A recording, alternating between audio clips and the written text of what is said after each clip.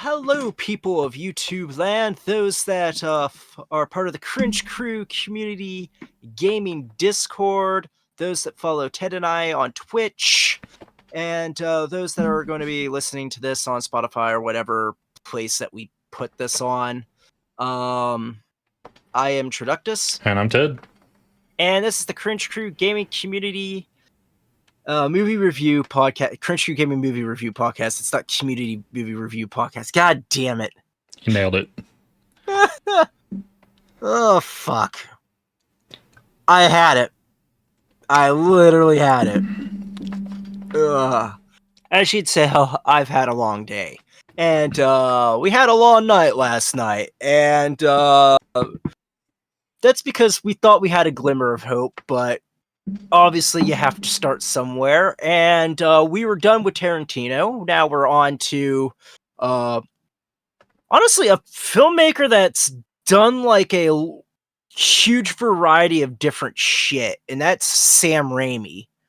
Like, we were kind of shocked at seeing like the different types of movies that he's done. Like, we knew that he did Spider-Man and The Evil Dead, but then what the fuck was that other film that you were just like holy shit, he actually did? I don't remember. We're going to cover them all. It's not important. Keep churning. Yeah. Oh, For the Love of the Game, that's what it was. But anyway, we're not getting to those yet. We're going to his debut, the 1977 movie, It's Murder. And whoo boy, this is a doozy. This was shot. Well, actually, first we'll talk about like the how much this cost to make, and that was $3,000, which is $10,000 in today's money. Yeah, and it was shot on Super 8 and was released at like a old fucking gym hall in like Michigan where like Sam Raimi's from. This was basically shot while between like when Sam Raimi was in high school and in college, along with like a lot of his friends that he went to high school with, and also in college, which includes screenwriter Scott Spiegel, who's known for writing Evil Dead 2, and was also executive producer for Hostel and Hostel Part 2. Sam Raimi himself is in this as like a son.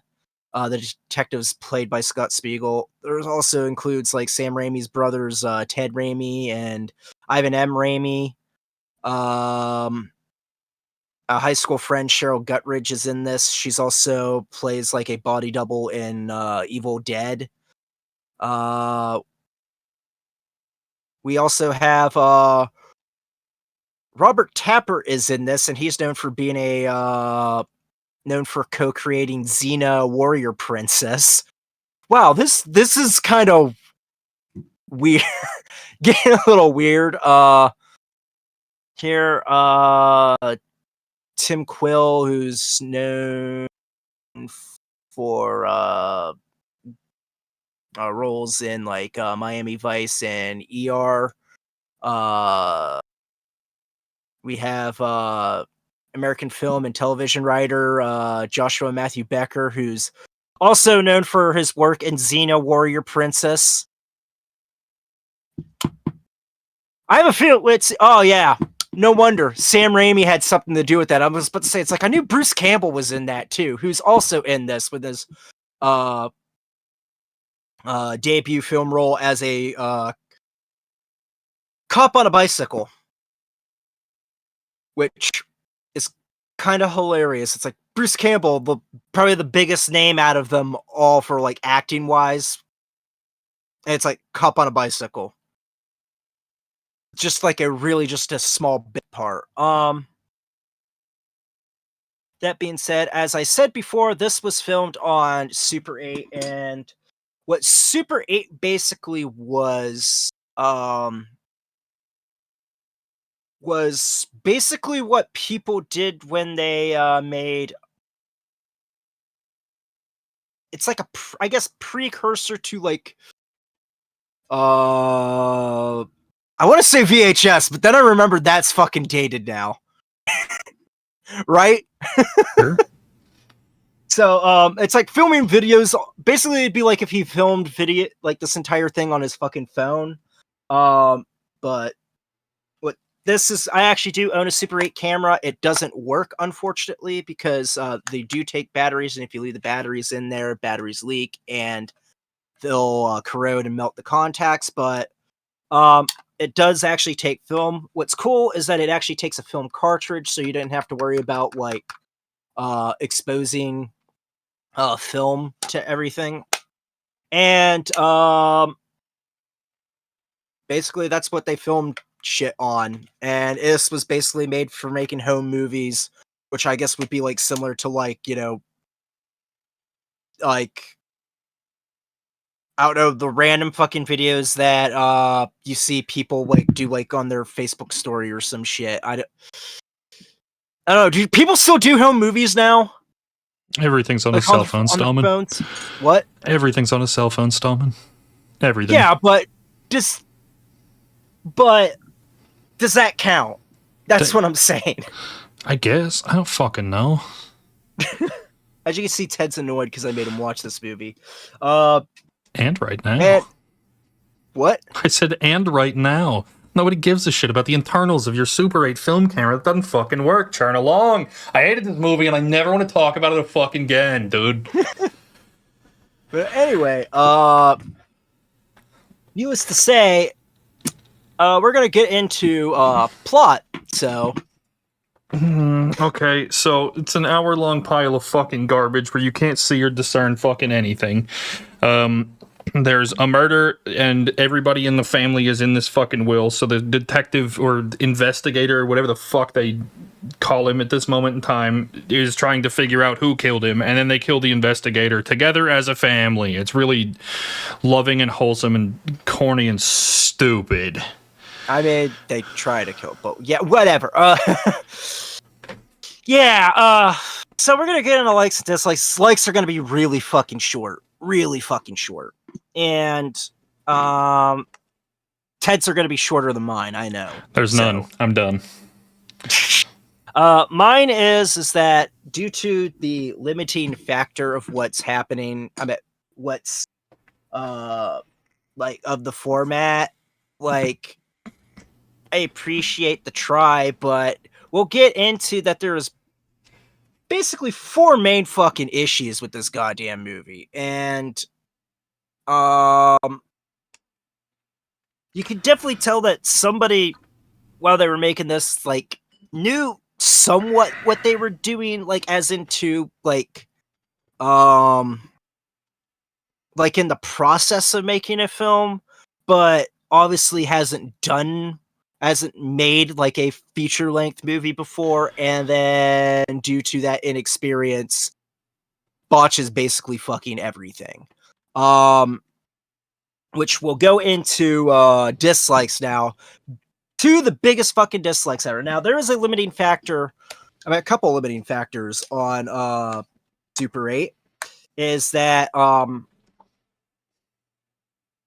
there's like a range on here to like adjust it for like, you know, the lighting and everything, and when they actually have like a thing to show you like, hey, like, you know, bright, you know, cloudy, rainy, you know, to adjust it to like the right thing.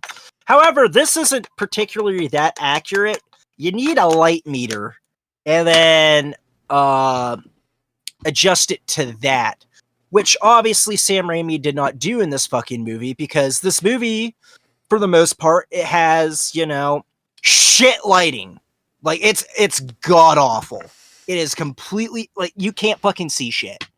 Especially, like, in indoor areas. Outdoor areas, you finally see things, but the audio sucks, which is dubbed over because most Super 8 cameras don't have audio.